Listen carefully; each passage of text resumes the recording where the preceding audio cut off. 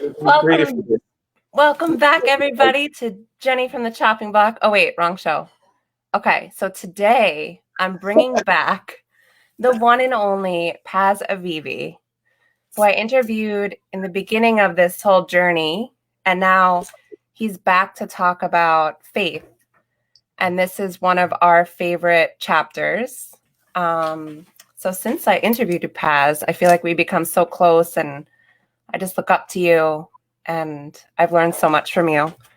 So can you tell us a little bit more about what faith means to you, and in regard to Think and Grow Rich?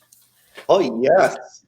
First of all, I'm happy to be back. You know, when someone calls you back, like to be a guest at time, it means a lot. It doesn't mean everything, but it means a lot. I think it means two things.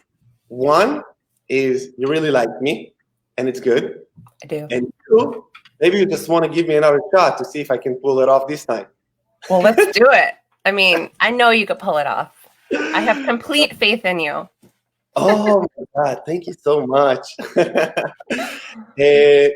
So let's talk about faith. Actually, we have nothing outlined or prepared for this today. It's just raw because we just talked about it.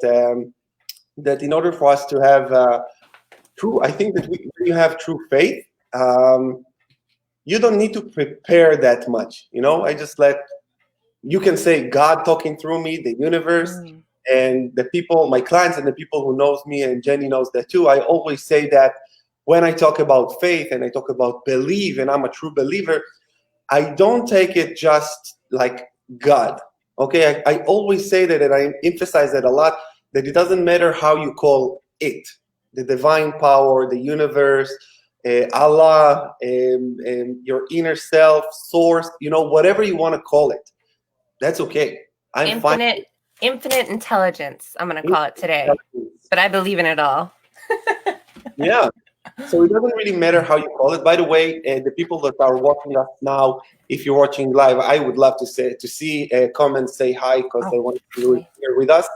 And tell us what you believe in. God, Allah, Zen, you believe in yourself, infinite intelligence, source. There is a lot of different beliefs, a lot of ways to express that thing. And I don't believe that there is only one way. I'm Jewish and I believe in God because this is how I was brought up and raised to believe in God. I grew up in a Jewish family. We're not that religious, but yes, we keep the holidays. We celebrate the holidays.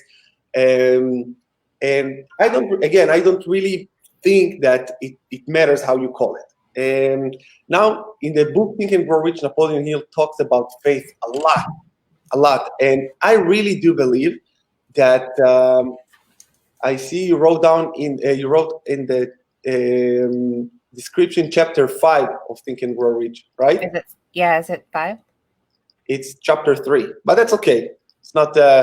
I think the viewer will be okay with that. Sorry. Okay. I jumped a little ahead in my women's group, so for some reason I thought faith was last time, but it definitely wasn't. Okay. So and I want this live to be interactive, and I would love to if people have questions, I would love that because I think questions is the fuel to the fire, and good questions are. There is no good or bad questions. I actually have a question for you, Paz. So, I just want to start by saying that I love this chapter. I want to thank you for reintroducing me to this book, and I fell in love with it, truly. And I believe that faith is like the secret ingredient to success. And I know we talked about this a little yesterday, but I really believe that it starts with the belief. It starts with faith. And that's my question, actually. Is there a difference between belief and faith? I think you're frozen. Yeah. Oh, you're back. That's cool. I really think that there is a difference between belief and faith. Belief is it's the seed. Okay? Belief, it's like when let's say it starts with a thought, then you have a belief, and then it turns into faith. Faith is the result of believing. Okay, because again, think about all the things you have going on in your life right now. You believe you can do them, whatever it might be, good or bad, high or low, or you can take a look at your income. You can take a look at all the results in your life. They are the result of your belief system, whatever you believe in. And for those of you who know me just a little bit, knows a little bit about my story, I would try and make it short because it's a long story, but let's make it short, like just to the past 12 months where I had no place to sleep, nothing to eat, and I pulled myself out of it very quickly, by the way. Very quickly, I went from debt of 1.6 million to earning millions because my belief system is that I can make a lot of money and I can make it fast. And let me tell you just a little story about how it came about, because when I was working and I told that story, actually I told the story 11 times in the past 2 days. Whoa. Because I got groups of Think and Grow Rich where I teach the book, and it just comes up and I repeat it. By the way, repetition is the mother of all skills, and I like repeating myself when I say things like that. And first of all, it's the truth. So to repeat the truth is not a problem. Repeat a lie, it's a problem, by the way. But this is a whole other topic about the truth. Okay? Yeah. And the fact a lot of my students that see me, they say, yeah, but you said it, and you said it. And I said, I know, because it's true. And I like when Gary Vee said it all the time. People say, Gary, you are all the time repeating yourself. I said, what do you want me to make it up? This is true. And you can see all the great mentors and all the great influencers. If you see, like, you take like 2 days to watch their content, it's repetitive. Can I just add something? Because repetition is the mother of skill, and then praise is the grandfather. I forget how it goes. I just wanted to give Joseph McClendon a shout out, because you want to celebrate, repetition's the mother of skill, but each time you do it and you get better, you want to celebrate those wins and the accomplishments that you're making. Okay, just a second. I see Dana wrote that she doesn't see this in the Goldmine page. I will just, you just go ahead for another minute. I will just share it in my group. I think I shared it after, but you could share it too. Yeah, you shared it in my timeline. So I'll just share it in my group. So faith, getting back to faith, I just feel like it just lit me up, the chapter. And I just feel like, with that belief, like it goes back to not focusing on the how. You focus on the why. Like, why do you want to do something? What does that mean to you? What do you want to accomplish? And I remember when I first started working with you, I had like, I want to be financially free.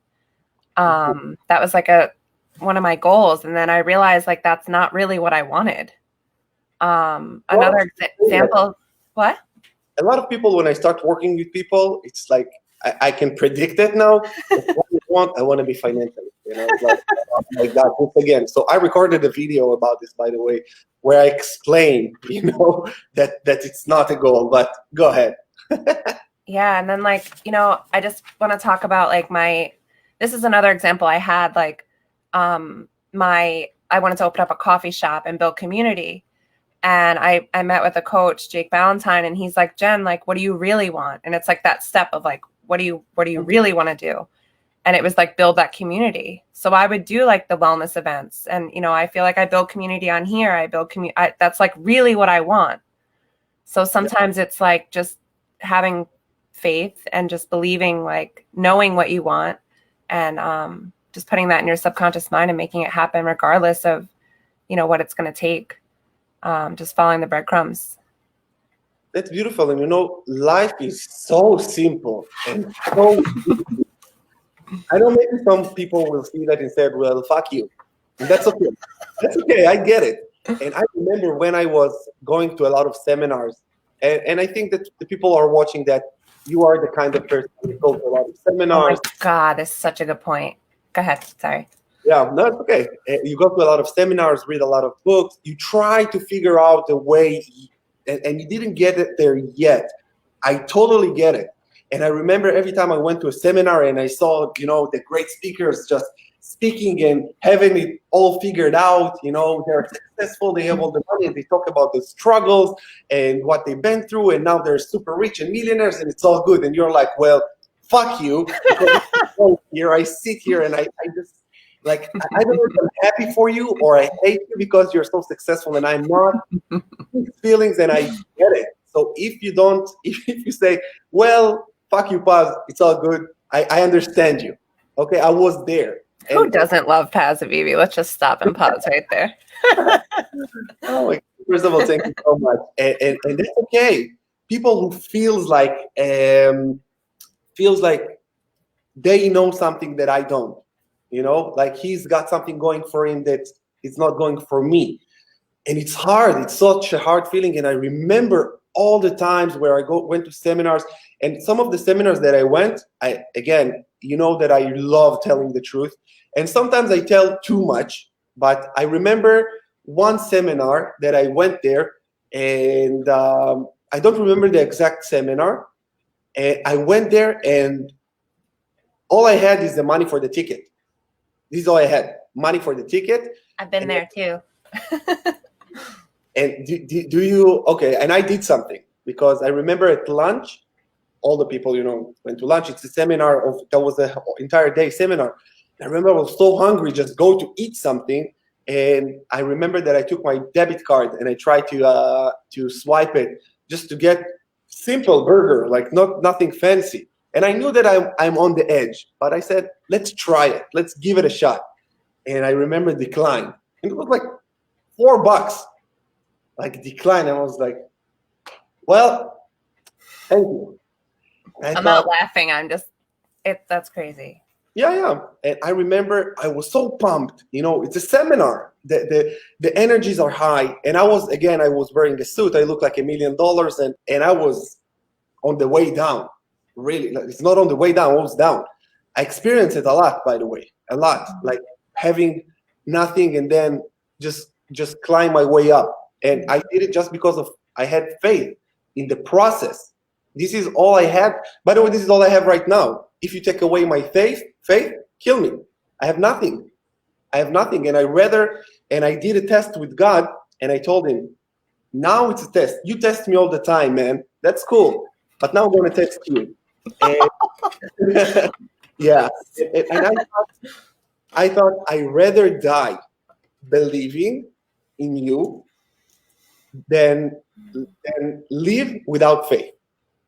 Mm-hmm. I said to myself, I'd rather die believing in God and His grace and in the universe, and that everything is happening for me, not to me. And I said, you know what? I got nothing now. And I need to know, and the struggle is real. Yeah, we all struggle, by the way. But faith will pull you out of the struggle like that. And I promise you, and this is what we're going to talk about today, because that's what pulled me out of this. And this is what keeps me alive here and now. The faith that I have. I call it God. You can call it whatever you want. It's all good. Just believe. And I'm not trying to convert anybody, by the way. If you're not non-believer and you're like, what this guy talking about? This call is not for you. So save yourself time and just go on YouTube, look at pet videos. Okay? I don't know. I'm not trying to be mean. I try to save people time. Love it. Because this is true. And again, I remember that all I had is faith. And I said, God, if you're there, why am I here? And you know what? I accept it. I don't ask this question anymore. Just guide, let me do whatever. Like, I believe you. Just show yourself, because if you don't show yourself, I will die from hunger or from, something. So I need you, man. That's it. And I just released. And there is a Jewish saying in the Kabbalah that we say, I don't know exactly how to translate into Hebrew, but we say, well, this guy is really nice to meet you, my friend. Yeah, I am trying to be as real as I can, because because if I would lie to you, eventually you will pick it up. And I'm not here for the short term. I'm here to make a difference in the world, and I plan to be here until I'm 100. So if I will lie now, the lie Why will not? be Why not 110? 100 is good for me. Don't put a limit. I will live forever. I really I don't care how much how many years I'm gonna live as long as I'm happy. It doesn't really matter. I don't know. I just think that right. If you live longer, it's you contribute more. But it's not about how many years you live. It's how well you live. This is again a whole other topic. We can talk about it later. Yeah. So when I just tell God, just show me that you are here and you're listening to me, and if you help me, I will serve you for the rest of my life. And it happened. And all the time he was there, all the time. And I remember when I had in my life a lot of ups and downs, a lot of winning and losing, a lot of trial and errors. The faith that was the only thing that really kept me, even though I didn't know I had faith. But now I know, and the topic here is also why you must be why you must have faith to be successful. Because without faith, there is no way you can be successful. And I'm telling you this because I didn't have had faith before, and I had money, but I wasn't successful because I was unhappy. I wasn't grateful for what I had, and this is why it has been taken away from me many times. You know, I started a business, and when I started the business and everything went well, I was like, this is me, you guys. Like, I did it. This is only me, and only me. And I took all the credit, you know, and I didn't give any credit to God or to nobody. That was only me. And I got humbled very quickly. Very quickly. Beautiful. And I just want to add, because you brought me back to a time. I mean, there was 2 seminars that I went to where, you know, I kind of lost everything. I lost my relationship. I lost my house. I lost my car. I lost everything. And I looked to the community to, you know, build me back up. And one time, it was actually at the Unblinded event last year. I had went up to donate money for the nuns who like lost their home and they're selling cookies. And I remember swiping my card and like, that was all the money I had. I didn't have a way home. I didn't have food, you know, and I had to be really resourceful. And I just trusted. I trusted that I was going to be okay. And, you know, I just remember Tony talking about the time, you know, that changed his life when he had like $10 in his pocket and he went and he treated that child and his mother to lunch. And even you inspire me when you talk about how, you know, you gave money to that that family again, you know, the father, and he called his son to come eat, and like what that meant to you. Oh my God, in the world, yeah. Yeah, so that's like part of having faith and just trusting that everything will work out in your favor. Yeah, I just wanted to add that. That's beautiful, and I do think we can struggle and have hard time when we have faith. It doesn't go together. And it's not like that my life is perfect now. We always have things going on. But with faith, that you know that everything is working out for you, it's beautiful. And I want to add something to what you said about having I want to finish the story that I started when I said that I was at the seminar and I had no money to eat. So I remember that there was a VIP lunch, okay? And I just snuck in there. And I remember I piled up on a lot of bread to make myself full. I didn't know when I will eat again. I had a home, and things were okay, but not good. And I didn't have a lot of food. I had a place to stay. You know, it's like I saw once somebody posted it. Hey, now I paid my rent. Now I can start to starve to death in my apartment, something like that. Like it was a joke. Like I just made rent this month, and now I can starve to death in my apartment, something like that.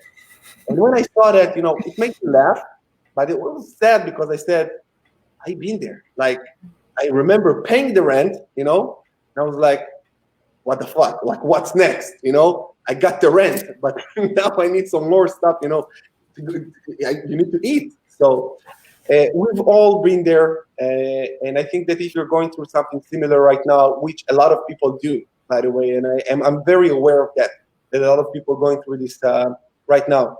So I just want to encourage you and tell you, it will pass. 100%. I promise you, I put my name on it. It will pass. When it now, a lot of people say, yeah, but when? This is the next question. When I say even to my clients that going through rough patch, I said, listen, man, it's gonna pass. Pass. You're going to go get through this, and we are going through hardships. We're not staying stuck. So I said, you're gonna go through it. So just know and have faith. Said, yeah, but when it will stop? Like I'm living like that. I tried a business and I failed. I tried this and I failed. I tried this, I tried that. Like seems like I can't catch a break. And I said, my answer all the time, when you will have faith, you will see things, you see miracles in your life. Mm-hmm. Every time, 100% of the time, it works. When you have faith, again, doesn't matter what you believe in. When you have faith, you see magic. You see magic. Like you see the magic in everything. And I see the magic in everything. And I remember we were talking, I think about a few months ago, and I shared with you that I'm here in Mexico now, and there was quarantine, and we couldn't get anything. Like, if you had food in your home, this is what you're gonna eat until further notice. And I remember I told you that I didn't have water here. Mm-hmm. Remember, I had like this much water, and I didn't know when I will get more water, clean water. And the water here, as much as I'm in a very nice place, still it's Mexico. It's a nice part of Mexico, but still the water here are not clean.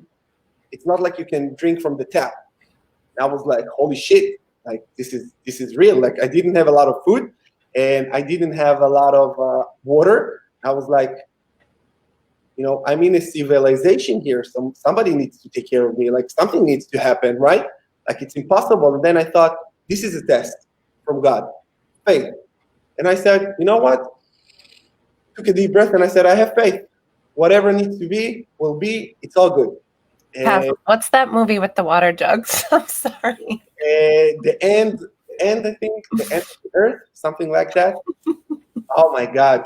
You really need to see that to understand what we're talking about. This is just crazy. Yeah.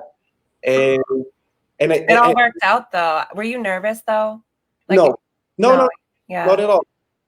Not at all. But yeah.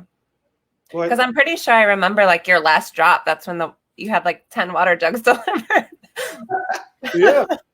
I was like, okay. And it's so funny because I have all this money, but again, if you're not able, like money is worth nothing if you cannot do something with it. I was like, I have a lot of money and I can buy as much water as I want, I can afford it.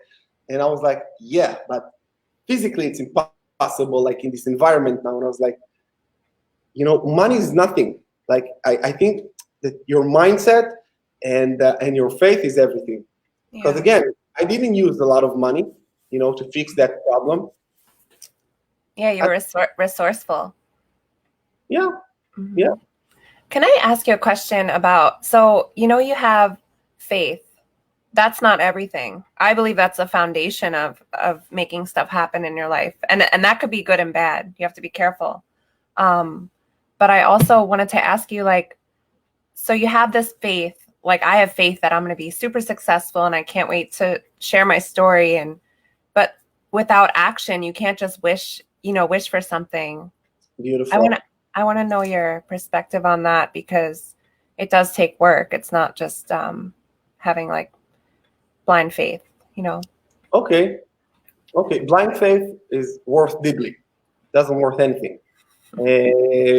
Because you need to take action. But I think I know that when you have faith, you will have a plan. It's not like I have faith and I sit down, and I do nothing. It's not working like that. So I believe that you gotta have faith, and with faith you will have all the rest. Just all the rest. Everything else that you need will come exactly, by the way, at the right time. Exactly at the right time. And once you start searching for what you really want, when you start, by the way, your journey towards your goal, and your goal is something huge and big, something you've never done before, and you will not see the things that you need. There's no way. You will not see the things that you need to get there, to reach your goal. And then this is where a lot of people get discouraged, and they're like, oh my God, I don't have what I need, you know, and I really need it. And what they do when they don't know, when they don't see in their eyes the things that they need to get to have in order for them to reach their goal, they say, it's impossible. They give up. And this is how people kill their dreams. Mm-hmm. Really kill their dreams. And one thing that I really want to say about dream killing, murdering your own dream, I want to, again, if you take my advice, if people here will take my advice, I know it's going to change your life like that. Mm-hmm. Okay? I know that for a fact. And people pay me a lot of money for this kind of calls, but I just really want to give it to you, to everybody, and with faith that you're going to act on what I'm going to say now. Okay? Get your pens out, everybody. And you just need to remember one thing. Few things, but one thing that can really make a difference in your life. Few things, but one thing that can really make a difference in your life. Go to your nearest cemetery. Go there. See all and read what the reading on the stones. I did it. It's a tough experience. But I remember I went to the cemetery again when I thought just to join the crowd, you know. So I went there, and I had suicidal thoughts. I'm not ashamed to admit it. Now I love life, and there is no way I will take my own life. I'm fucking in love with life, you know. But in some point, by the way, 96% of the population of the people in the world contemplated suicide in some point of their life. So if you contemplated suicide in some point of your life, that's okay. Just realize that it's stupid and you don't need to do that. Yeah, that was encouraging. Like, I wanted to kill myself, but he said it's stupid. So now I'm going to live life. But yeah, if you go to a cemetery and you see all the broken dreams, and you see it's very hard, but sometimes we need emotional impact, you know, to really get our shit together. And I remember when I saw the stones and like things like people that like have very short like resume, you know, that didn't write a lot of things like how you want to be remembered, you know. And when I saw that, I was and with the stones just with the name, I knew that this person didn't do a lot of things in their life, because again, if he did something, you know, they will put it on the stone, right? I was like, sad. He didn't live up to his dreams. Sad. It got a lot of sadness in me, but on the other hand, I knew how to transmute the sadness into my benefit, and instead of letting it kill me, just give me a lot of strength. And I said, I don't want to go like that. When Dyer said a lot of times, don't let the music die. Don't let the music die within you. Don't die with your music still in you. And I really thought about it, and I said, I cannot let it die with me. Like, I gotta make it happen. Now, when you look at the end of your life, it's Sheila, I see she wrote legacy. It is legacy. When you look at the end of your life, just think, what do you wish that you've done? You know, because again, today it's easy for us to not do anything and say, yeah, it will be okay. You know, but just think about it. It's something to think about. Or, by the way, one more thing. When I was 21, I started my journey of self-development, and I read the book Rich Dad, Poor Dad, and you know, there is Cash Flow Academy. It's a worldwide academy, and they have coaches all over the world. And I remember I signed up for a Cash Flow Academy course, and I just this is where I met my first mentor. And I remember he told me, go to the hospital, to the geriatric division, and just go and see people there and get inspired. I was like, this sounds like BS, but I said, this is what he told me to do. I just did it. And I remember I went there and I met a guy. His name is Ronen Porat. This is in Hebrew. And I remember that he told me, I looked at the guy. Listen, this has changed my life, because I remember I sat there. He had ALS, and he barely could move. And he talked like, through this thing here, and it was very hard to understand. But my mentor told me, ask him a few questions, and one of them is, what do you like to have the most in life now? And he said the ability to move one hand just so he can draw, because he really likes to draw. He said, I want to move my one hand just to draw.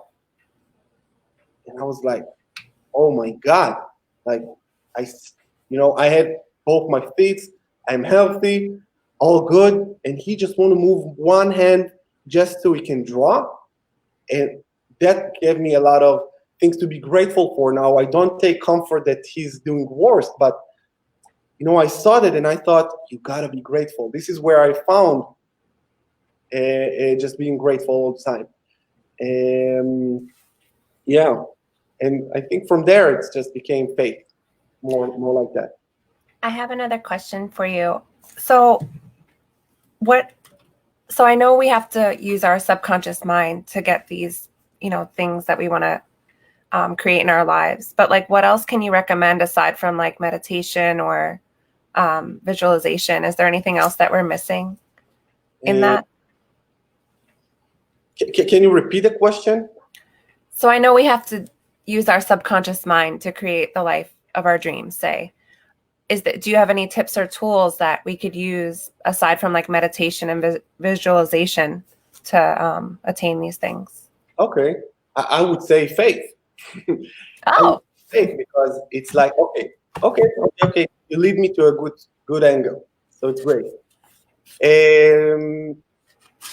Again, when I had nothing, and when I work with people who have nothing, because I like to help people from the ground up, and sometimes I work with people that have a lot to accumulate more so they can give more. But whenever I work with people who have nothing, I said one thing. First of all, you got to know your goal. You got to know where you want to go. This is step number one. You cannot, it's like a ship that you don't know where it's headed, it will go nowhere. You got to know where you're going. I would put my entire focus and my entire time figuring this out, what I really want.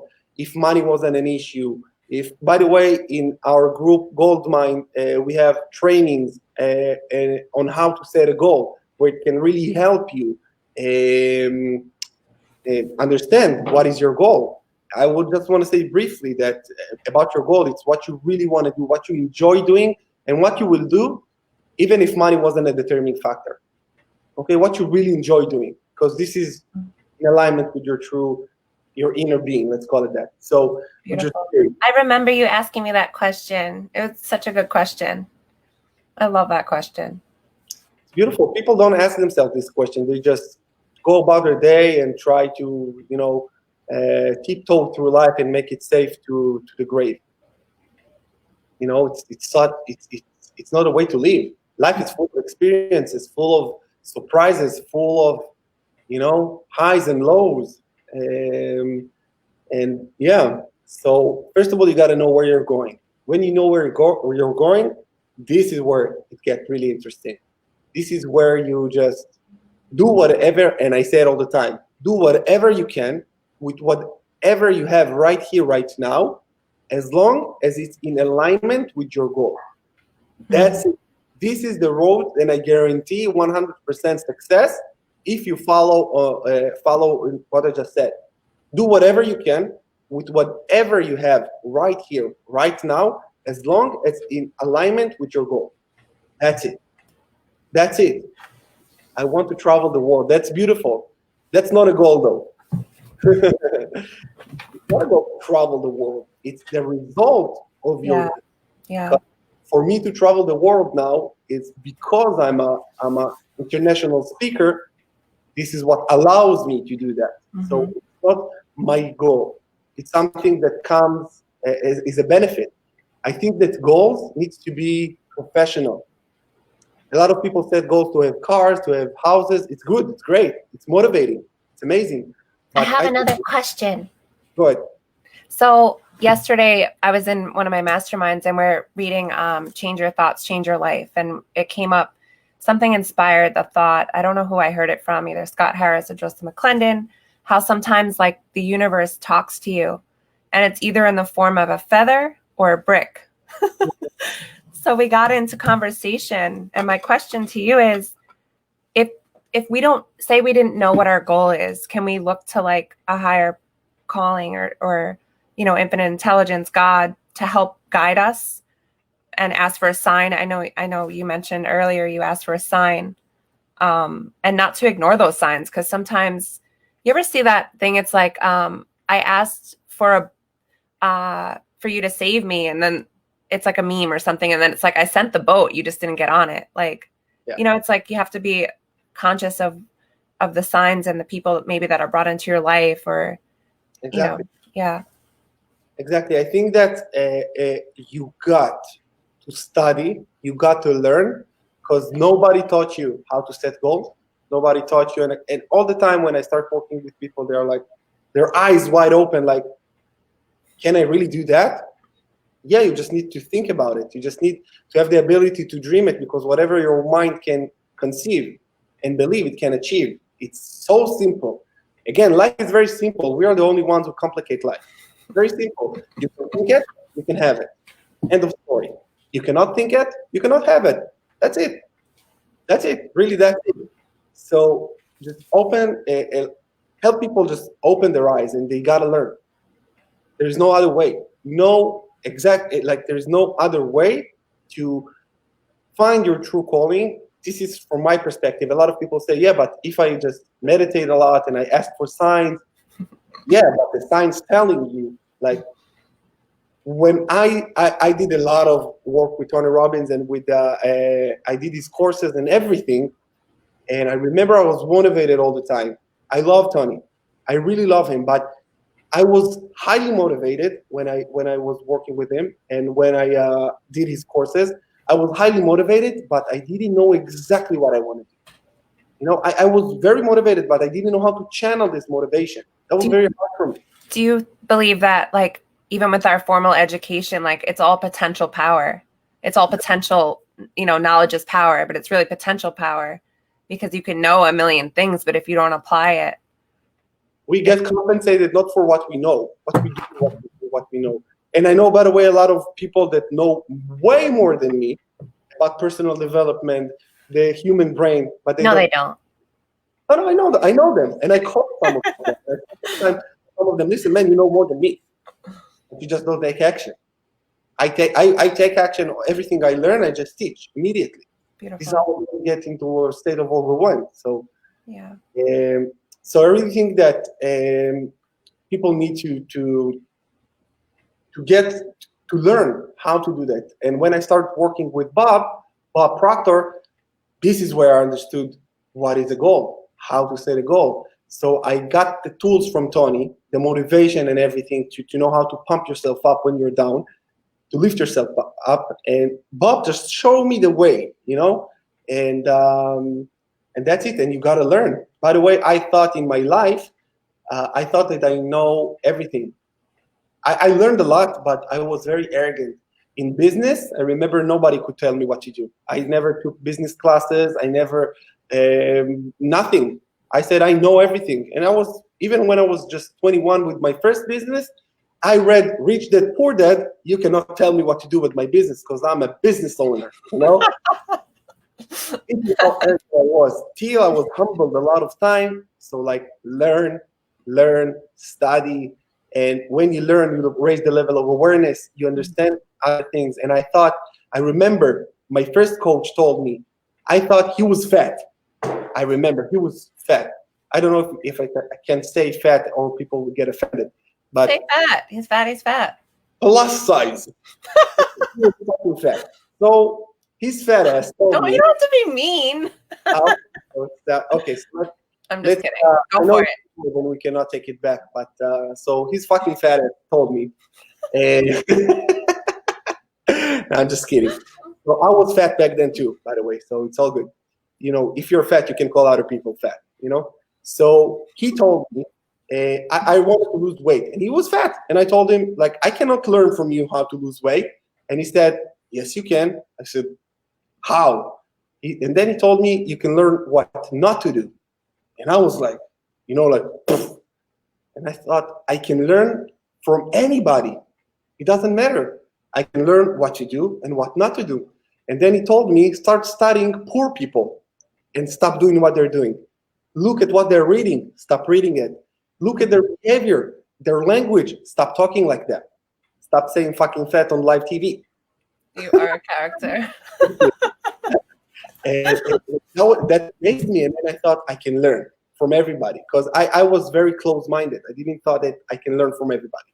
I thought like you need to be, and then I started actually learning from all the people, everybody that now I came across, encounter with.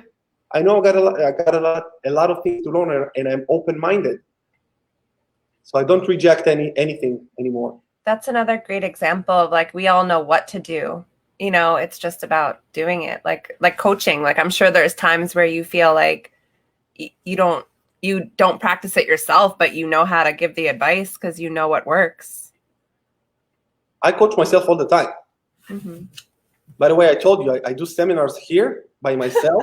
I just go and I'm just like, motivating myself. Can't wait.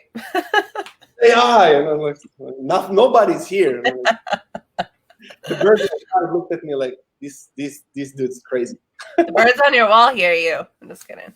Oh yeah, that's beautiful. So I have my last question, because I know you're a busy man, and I want to be respectful of your time. You have 5 minutes, okay? I don't want you to say I have 0 minutes, because I know my heart will hurt. But especially now, like in this day and age where, there's a lot of uncertainty, and, some people are just trying to survive, let alone thrive and build like a big vision or dream. Do you have any advice, like for when the going gets tough, like maybe something that's helped you just to keep that faith and just know and trust that what's meant for you will be? I will talk on behalf of my faith. Okay? Okay. And my rabbi told me that also. And he told me, write down your problems. Okay? And write down your problems, burn them. And I got it also from Bob, and I got it from a lot of people. And this is not something that I made up. Again, I learned it, and now I teach it. It's not like I knew it, So he told me, just write down your problems, whatever the situation might be. Write it down on a piece of paper. Take it out of your head into the paper. And Bob Proctor says, just burn it, let it go. And my rabbi told me pretty much the same thing. And he said, just tell God, this is my problem. I cannot deal with that. I can't. I have no. And I remember a lot of times where I was in a situation where I couldn't fix my own problem. I needed something. That will help me. I couldn't. And again, even everything that I earn today, it's not me. It's by the grace of God, and I know that now. I know that I am a tool, and I know that I did a lot of, I have pure intentions. It's a lot of things that you move into, but I would say just write down your problems and tell God, take these problems, please fix it. And I have complete faith that you will fix it, because you are the only one who can fix it right now. The only one. And don't try, when shit hits the fan, we always go back and we become so spiritual, When we're having a hard time, we're like, oh God. We're so spiritual when things get tough. So instead of waiting for things to get tough, then be spiritual and pray, or just believe in something bigger than yourself. Just really have it right off the bat.